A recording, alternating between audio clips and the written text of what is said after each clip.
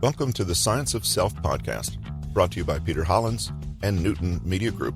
Today is Monday, January 17th, 2022. This is Martin Luther King Jr. Day in the United States.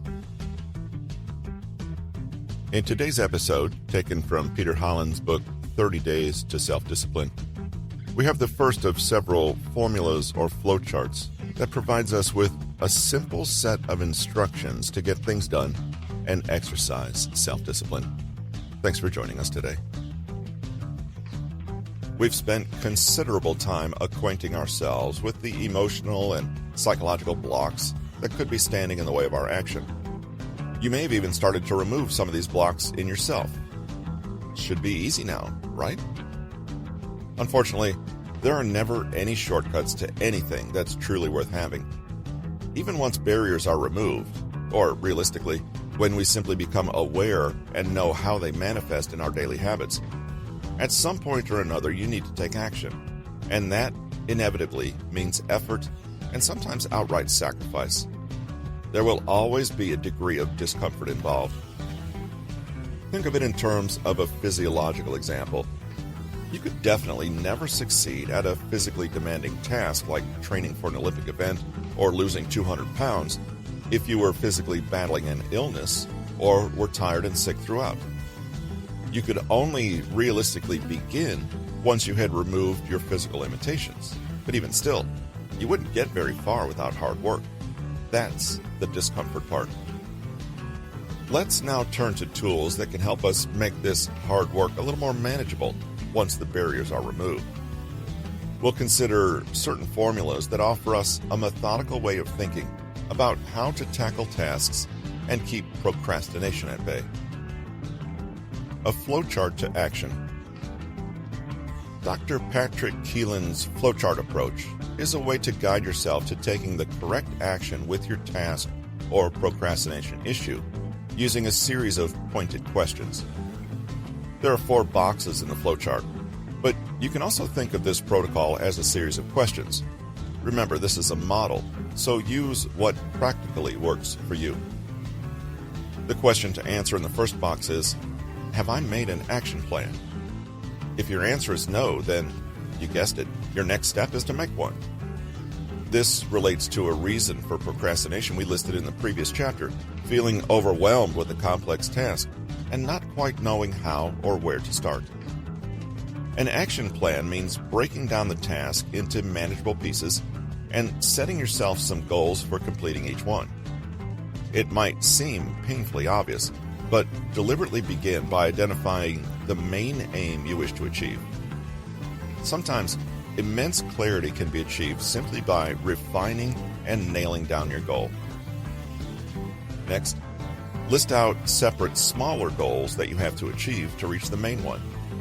Notice how long each will take to accomplish. Give yourself a due date for each, remembering again that this is only a model and that you are at liberty to adjust accordingly without it being the end of the world. Remember, too, that even if you've removed the emotional and psychological barriers to you achieving this task, you can still set yourself back by being too perfectionistic, too demanding and judgmental, or too hard on yourself in setting these goals.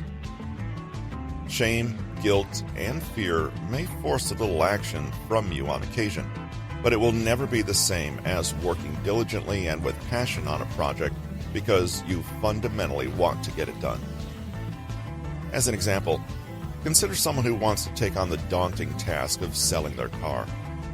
To help them get it done, they consult the flowchart and ask themselves the first question, have I made an action plan? To which they answer no and proceed to make one. They then list out all the various smaller tasks that need to be done to achieve the larger one, listing the car on some ad sites, speaking to secondhand dealers, chatting to friends to spread the word, deciding on how much to sell it for, checking that its service history is up to date, etc. Crucially, it's not quite enough to simply list these out. They have to be in some sort of logical order and have to be what you may already know as SMART goals. A SMART goal is specific, i.e., not vague. Measurable, which means you can quantify it and tell when it's been done. attainable, realistically something you can achieve, relevant, makes sense in the broader context, and time-based, due at some specific point in the future and not just someday. Many people wonder why their daily to-do lists never really help. If you have items such as sort out tax thing or buy healthy groceries, you can understand why this would be the case. What tax thing? How will you know when you can tick this item off the list? And what does healthy mean here? How much are you supposed to buy? So, a goal like find out precisely when tax return due date is by the end of today is a smarter goal. This leads to the next part of Keelan's flowchart, the question, are the actions in my action plan small enough? Maybe you're guilty of having a to-do list that goes, buy cat food, email report, fix life. It's clear, tasks that are too big simply don't get done. They overwhelm and lead to procrastination. So double check that the items you've listed are well and truly single actions, not many actions disguised as a single one. You need to schedule a specific action at a specific time. For example, tomorrow morning you'll call a therapist and book an appointment.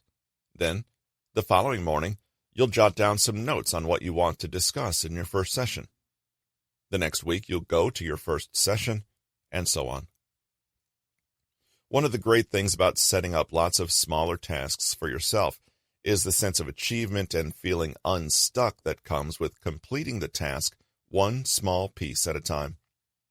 Be conscious of this effort and acknowledge and praise yourself for completing small steps. Really appreciate that each task brings you closer and closer.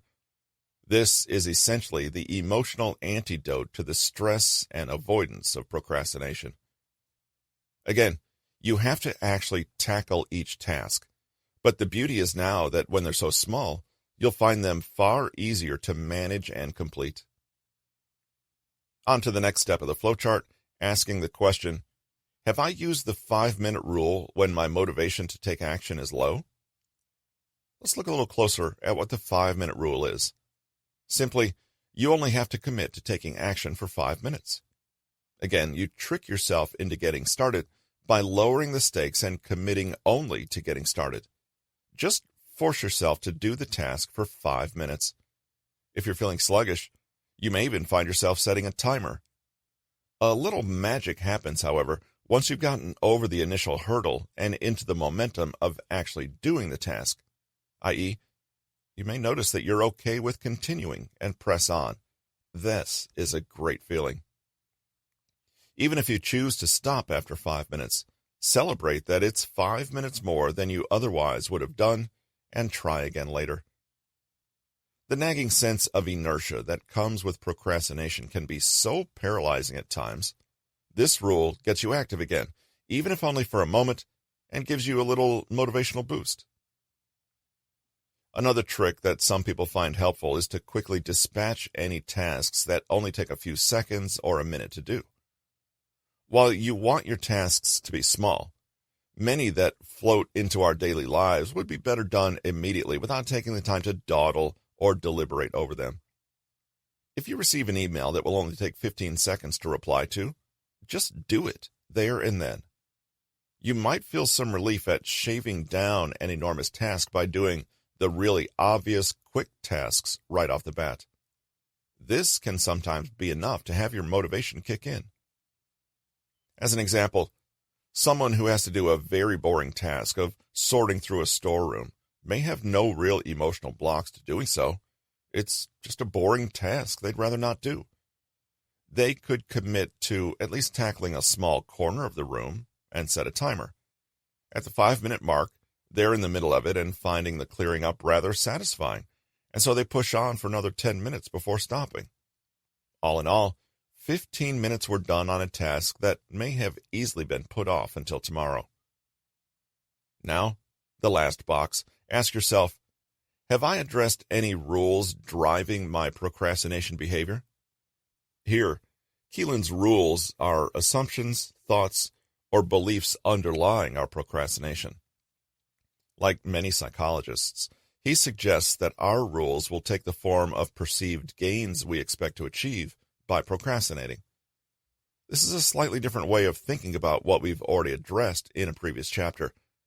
We can think of the barriers to action in another way, as relative benefits of staying inactive. For example, the barrier we considered earlier, i.e., the fear of being seen and criticized, can be reworked as a benefit, staying safe and uncriticized, or an unconscious rule. If I play safe and don't put myself out there, then nobody will ever criticize me and I won't have to feel bad. As in the previous chapter, the assumption is that laziness is there for a reason and serves a purpose. Find out why you procrastinate, then remove that reason or impediment. We've already covered many of the flavors of human avoidance and the rules we set up to protect us, but which ultimately don't serve us. However, your reasons for procrastinating are going to be uniquely your own, and only an honest appraisal of your own habits will reveal anything useful. It may take time to unravel the mess of bad habits, low self-confidence, self-fulfilling prophecy, fear, genuine laziness, unfamiliarity, and plain old being unskilled to get to the bottom of your procrastination problem. But it's worth it. Be honest with yourself. Be gentle. You're not going on an inquisition to catch yourself out, but be realistic too. A person may, as an example, find that behind their laziness is a handful of rules such as, if I don't perform well, people won't expect much of me in the future, and I'll be relieved. Or, I don't actually want to do this task, but I'm unwilling to take the leap and not do it, so I'll make excuses or avoid it for as long as possible. Or, if I procrastinate and it inconveniences people, they may just end up doing it for me, which would be really convenient. In such a case, not only will this kind of honest examination shed light on why the procrastination is happening, but it may help you on a deeper level. You may be able to finally face an uncomfortable truth, that you need to make some changes in life and are not happy with the direction your career or relationship is taking. Here, pushing through procrastination and doing tasks you ultimately don't want to do wouldn't help. Only considering the deeper reasons behind it would. Again, go in with curiosity and not with judgment. This flowchart places these psychological and emotional hurdles at the end, whereas you could also address them first. What matters is that you do address them one way or another. A final thing to bear in mind with models or formulas like this one is that if you're clever, you can inadvertently use the method to procrastinate further. Don't fall into the trap of analysis paralysis or continuing to seek further information or organization before you act. This can waste time and be a convenient way to avoid taking action. After all, what better excuse is there for not doing your work than preparing to do your work? So again, it pays to remember that at some point, there is no getting around the fact that if you want to achieve a goal, you need to act consistently.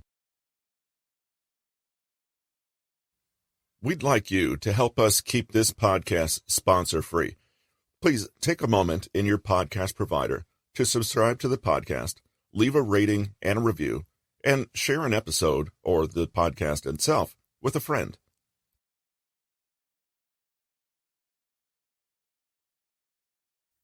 This has been 30 Days to Self-Discipline, a blueprint to bust laziness, escape the couch, become a machine, and accomplish your every goal. Written by Peter Hollins, narrated by Russell Newton. Copyright 2021 by Peter Hollins. Production copyright by Peter Hollins.